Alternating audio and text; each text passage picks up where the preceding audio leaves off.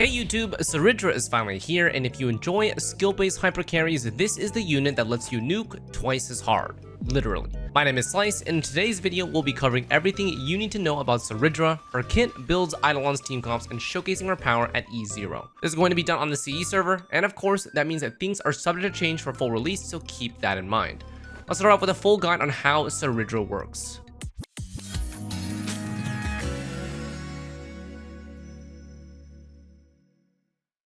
Alright, so kit breakdown. Cerydra is a wind harmony buffer designed around front-loading massive damage for skill-based carries. She provides attack, crit damage, res pen, and even the ability to copy ally skills, doubling their most important nukes. Her main trait lies in a combo of her skill plus talent, military merit, or peerage. This will grant her buff to one ally, providing 24% of her own attack, 72% skill crit damage, and 10% all-type res pen. Expect this to be around 800 to 1000 flat attack if your Cerydra is between 3.5k to 4k attack, totaling to roughly 110% stat from the attack percent, skill crit damage, and res penetration. Whenever the buffed ally uses a basic or a skill, they will gain +1 point, a max of 8. When you reach 6 out of 8 points, their next skill is duplicated automatically, used once normally and then once again through Cerydra's buff. Her buff also triggers coordinated wind damage based on 60% of her attack, up to 20 times per ultimate rotation. Now, if you actually use the skill, this will actively apply the buff to one ally and grants 1 point towards the charge. This also refreshes the 3-turn speed buff provided by her A6 trace.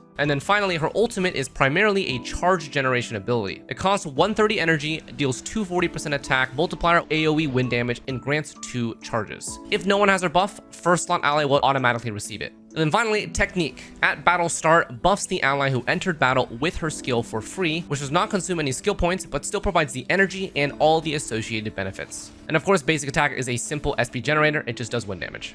So if you take a look at it, her kit is basically one of the most simple in the game, which makes her pretty easy to pick up and incorporate into your team. The only nuance is going to be the charge counter with your ultimate, which can either be spammed upon reaching max energy or held to coincide with your main DPS nukes. Alright, now for traces and passive. So A2 is going to convert attack over 2000 into bonus crit damage at 18% crit damage per 100 attack. This provides up to 360% crit damage. A4 is going to grant Cerydra 100% crit rate and adds 1 point to whenever the buffed ally uses their ultimate. Unfortunately, this will only affect once per battle, and I did notice this in my previous early access showcase. So for example, if using Finon, only the first ultimate will grant that +1 charge. And then A6. Using skill grants +20 speed to both Cerydra and the buffed ally for 3 turns, effectively permanent if you refresh it every rotation. This will also refund 5 energy to Cerydra when the buffed ally uses a basic or a skill. So this is actually pretty useful if you are speed tuning to your support. It allows your main DPS to possibly run more aggressive main stat boots while also meeting those +1 speed thresholds above your action advancer. Now, stat nodes are going to be providing 18% total attack, 22.4% wind damage, and 10% HP. She's effectively an offensive buffer with free crit ratio and stat node distribution. Trace priorities are going to be pretty straightforward. You're going to max both the skill and the talent first for buff scaling, because her skill is basically split into these 2 abilities. You get skill crit damage here and the res pen, and also attack and the coordinated damage here. Next, you're going to have the ultimate for some chip damage, and finally the basic attack. Alright, now let's break down her Eidolons. E1 is going to provide the buffed ally a 16 to 36% def ignore depending on the buff state. If your ally is about to do a double skill, it will be 36% def ignore, otherwise it'll be 16%. Cerydra's skill will also now refund 2 energy to the ally, which is basically useless for everyone except for Finon because it synergizes with his core flame generation. E2, this is a pretty basic 40% damage bonus increase for the buffed ally, but this is affected by diminishing returns, so expect on average a 15% DPS increase. Cerydra also gains a 160% damage bonus increase, but since her damage is mainly chip damage, don't expect too much from this. E3 and E5 are of course trace level increases. E4 provides a boost to Cerydra's own ultimate damage, but again, she's just chip damage, so this doesn't do that much.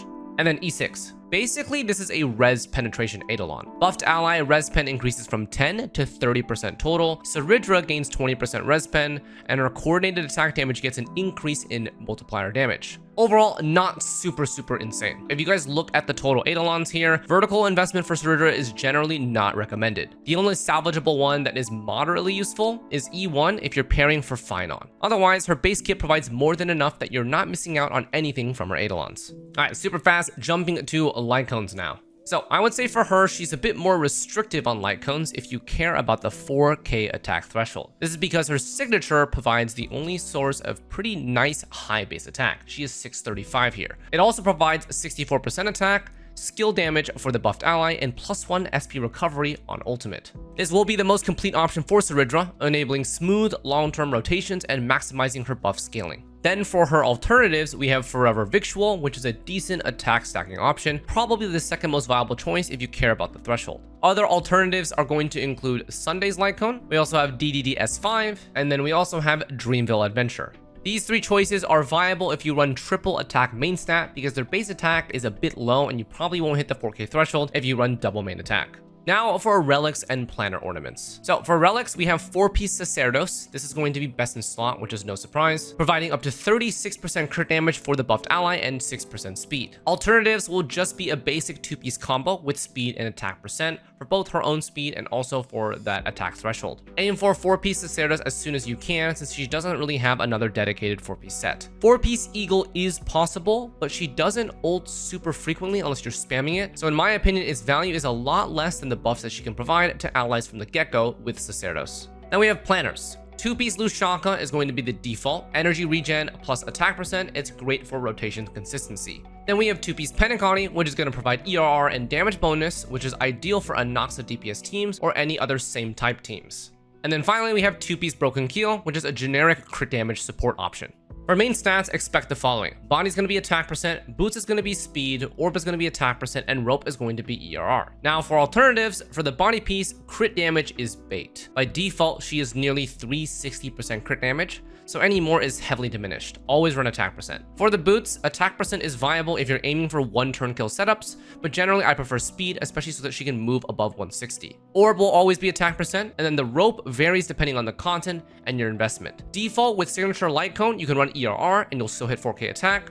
Otherwise, you'll probably need to run attack percent rope with non-signature LC to hit that 4k threshold. Now a quick look at our stats here. For your own build goals, we'll want to reach above 4,000 attack for maximum A2 passive conversion, and then optimize speed and ERR depending on content. My current media server build is pretty optimized with 4.5k base attack. This is running attack, speed, attack, ERR. The speed is 153. It's going to be 173 in combat with A6 trace, and then ERR is 124.4. Alright, team comps. So Cerydra fits naturally into hypercarry teams that rely on massive skill nukes. The most common choices are going to be surrounding Phynon, Anaxa, and Archer hypercarries. Phynon is likely the primary reason you're investing into Cerydra, and the team comp fits pretty well. The premium team is on the screen. It includes Phynon, Sunday, Cerydra, and Huohuo. This is basically all in on Phynon's ultimate, abusing Sunday's action advance, Cerydra's skill copy, and Huohuo's energy ult sustain and general attack buffs. If you find that you can clear content within one Phynon ult, Sustainless is definitely an option.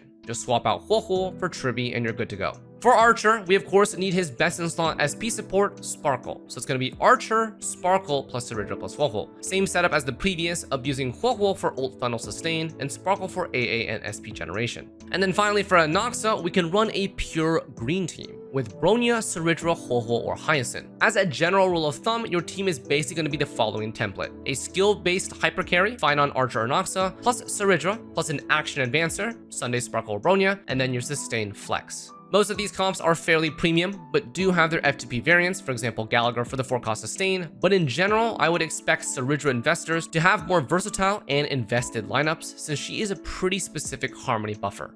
Alright, so should you pull? In my opinion, Cerydra is hyper-tuned to a front-loaded, all-in playstyle. Currently, we have Phynon and Anaxa who really work well with her, and any unit they release in the future with massive scalings on their skill will immediately value Cerydra on their team. Similar to how Archer completely revived Sparkle from the dead, Cerydra's current specialty will likely make her ebb and flow within the meta depending on successive new character designs. She unfortunately isn't as universally plug-and-play as Tribi, but if you're a Phynon, Archer, or Anaxa main, she's pretty nice for maximizing your damage ceiling. She does have one weakness. Her comps are heavily front-loaded. If the enemy does survive, you'll often need to wait another full rotation before you can burst again. This will really depend on enemy boss design, since multi-phase enemies might pose a problem, but singular HP bars with just beefy HP can be brute forced.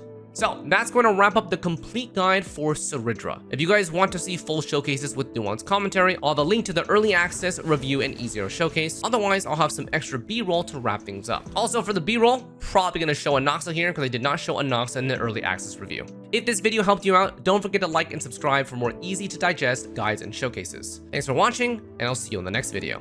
Take care. Hey guys, so I actually lied. I'm going to provide a little commentary for the Anaxa run because I didn't showcase Anaxa in the early access review. So you guys get a showcase here. We're running the green comp with all win units that just so happens to have perfect comp synergy with a main DPS, action advancer, buffer, and sustain. Anaxa is on a 4-piece wind plus 2-piece Rudolin Arena for max turns plus skill spam plus ult spam. He is technically speed tuned for Bronya, being +1 over her, but with 4-piece equals action advance, it doesn't stay that way forever, so we just play by ear. Anyways, as you guys can see with this team, Anaxa does have basically double to quadruple skill spam with this comp, and this also means that he gets a shit ton of energy, so he's ulting all the time. So we're just always going to be funneling E's and Q's into him. So pretty straightforward, and we have action advance for Bronya. As you guys can currently see, they are speed tuned for at least this turn. But after this, with more ult spam, Anaxa's turn is just going to be whatever it is. Here's a quick stat check. He's 99.1 crit rate, 367 crit damage with his passive bonuses, and about 155 speed-ish. So yeah, this isn't a 0 cycle clear. It's actually like a 3 cycle clear. But for the most part, I'm just here to demonstrate how Anaxa looks. Let's look at this shit. This stuff is kind of sick just watching it. And also because he can double skill, they also count towards 2 of Cerydra's charges. So it works out. Obviously, I think that 4-piece Eagle isn't like optimal in this particular situation. You probably can go more offensive on the 4-piece set, but I find that 4-piece Eagle just to be fun because he goes so often, he spams his skill so often, so he gets a bunch of extra turns, and he's constantly doing these double E's because all the enemies are weakness implanted. So it's quite nice. Anyways, this is basically just a for fun comp. I wouldn't really suggest doing this for long-term MOC progress because it does take a lot of cycles. But as long as it does clear under 5 cycles, that is totally fine. So yeah, you guys can see here that Anaxa's positioning with regards to Bronya is like kind of all over the place now. So we have full buffs here, possibly full buffs. I'm not actually sure. Do 1 E. It's gonna duplicate the E, and then the 3rd E, and then I'm gonna ult, and then a 4th E, which is crazy. So he basically cycles a lot of E's and a lot of ultimates, which is quite nice. And then a Ho-Ho is just ER for generic ult spam sustain, which is I think nice for this comp. Cerydra's ult means more charges. Anaxa's ult means more ults because that's like main part of his kit, right? So yeah. Anyways, first wave, we are just over 1 cycle here, which is totally fine. I'm trying to save skill points for the next wave. But for the most part, I think that I don't really need to showcase too much of this because as long as you guys can see that his double skill works for Cerydra's charges, like he charges twice in 1 turn, and then when he does get his, when Cerydra does get peerage up, Anaxa is just able to go to fucking town. So yeah, we're gonna get a double E here. The ads are dead. We're at 3 out of 6 charges. 4 out of 6. And then he has his ultimate. I look at the turn order and I'm like, oh well, I think I need to do a little bit of buffing here because I do want to 1-cycle this. I was planning on greeting his skills, but yeah.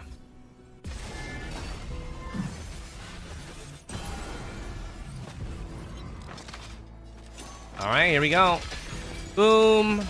Boom, and it's dead. Alright, so we have 6 out of 6 here. I'm just gonna show this last little bit just so you guys can see the kind of craziness that happens here while my team is like dying.